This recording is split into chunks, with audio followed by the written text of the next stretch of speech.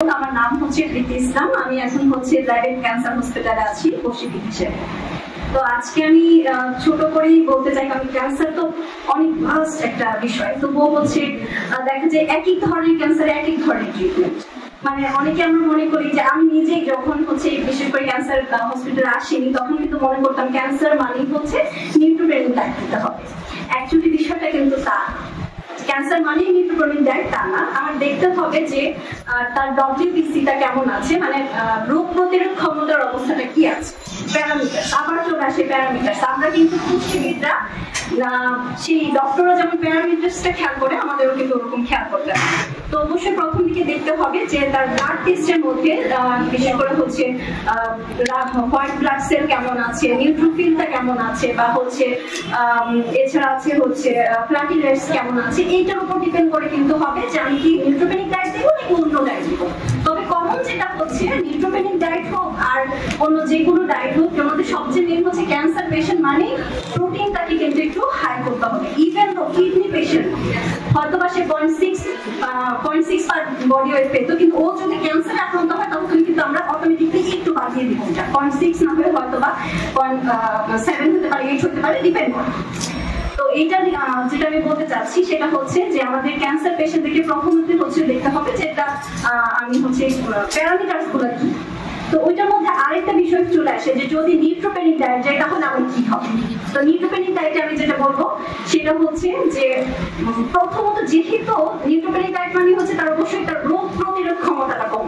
তাহলে অবশ্যই আমার যেটা করতে হবে সেটা হচ্ছে এমন কোনো খাবার দেওয়া যাবে না যেটাতে রোগ আরো ভেতরে প্রবেশ করতে পারে, কারণ অলরেডি তার শরীরের রোগ প্রতিরোধ ক্ষমতা ভালো নেই। এর মধ্যে আবার বিভিন্ন ধরনের মেডিসিন যায়, এবং ক্যান্সার সেল ড্যামেজের জন্য যে মেডিসিন গুলো ইউজ হয় ওগুলো কিন্তু আবার মাঝে মাঝে ভালো সেল গুলাকেও ড্যামেজ করে দেয়। তো আমাদের বডি এমনি উইক, তারপরে আবার মেডিসিনের কারণে আরো বেশি উইক হয়ে যাচ্ছে। তখন যদি হচ্ছে এমন কোনো খাবার খায় যেটা হচ্ছে আমাদের শরীরকে আরো কয়েকটা রোগ দিতে পারে, তাহলে কিন্তু অবস্থা বেশি খারাপ হয়ে যায় রোগীদের। তার মানে কি কি ধরনের রোগ আসতে পারে সেটা হচ্ছে হয়তো বা ডায়রিয়া। যখন তখন আমরা এমন কোনো খাবার খাবো যে একটু আগের দিনের খাবার খেলাম, বা হচ্ছে যে খাবারগুলো হচ্ছে এত ক্লিন না, পরিষ্কার না। হয়তো আমি কাঁচা কোনো ফ্রুটস নিয়ে এসেছি, বিশেষ করে আমাদের বাংলাদেশে যে অবস্থা থাকে, বাংলাদেশে দেখা যায় যে ফ্রুটস এর মধ্যে ভেজাল থাকে বা অন্যান্য খাবারের মধ্যে ভেজাল থাকে। তো এইগুলো খাবারটা আমি নিয়ে এসে খেলাম, সাথে সাথে কিন্তু আমাদের হয়তো ডায়রিয়া হয়ে যাচ্ছে, বা হচ্ছে পেটটাকে ইরিটেট করে গ্যাস তৈরি হয়, এরকম অনেক ধরনের সমস্যা তৈরি হতে পারে। আবার কি হয়, কিছু হয় ইনফেকশন তৈরি হয়ে যায়।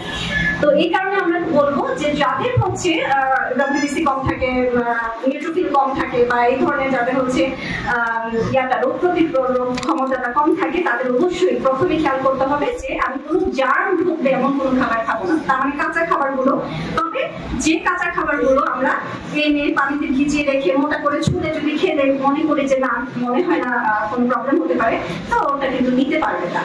তবুও আবার ভ্যারাইটিস, সেই প্যারামিটারে চলে যায়, সেভাবে ভ্যারাইটিস আছে। আচ্ছা, এখন ডব্লিউবিসি 1.6 মানে অনেক কম, তাহলে কিন্তু আমরা তখন বলবো না টোটালি কাঁচা খাবার বন্ধ।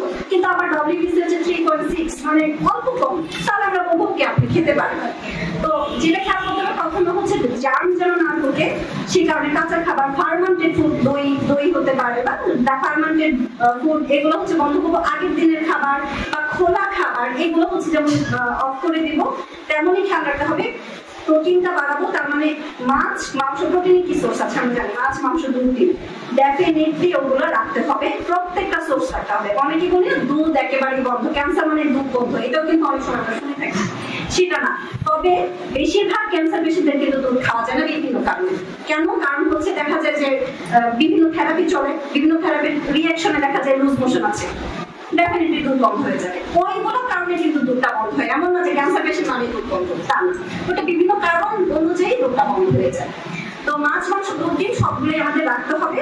আবার ক্যালোরি, হাই ক্যালোরি মানে অনেক সময় মনে করি যে আমরা তেল বা ফ্যাটটা একটু বাড়িয়ে দেবো, তা না। অবশ্যই ফ্যাটটা আমাদের নিয়ম অনুযায়ী যেটা আছে ওটা থাকবে, তবে যে ফ্যাট গুলো হচ্ছে আমাদের মানে বলি সেটা যেন আমাদের এনশিওর করবো, সেটা যেন থাকে, সেটার দিকে খেয়াল রাখতে হবে। আর ক্যান্সারের পেশেন্ট আমি বললামই তো, বিভিন্ন ক্যান্সারের বিভিন্ন ধরনের খাবার থাকে।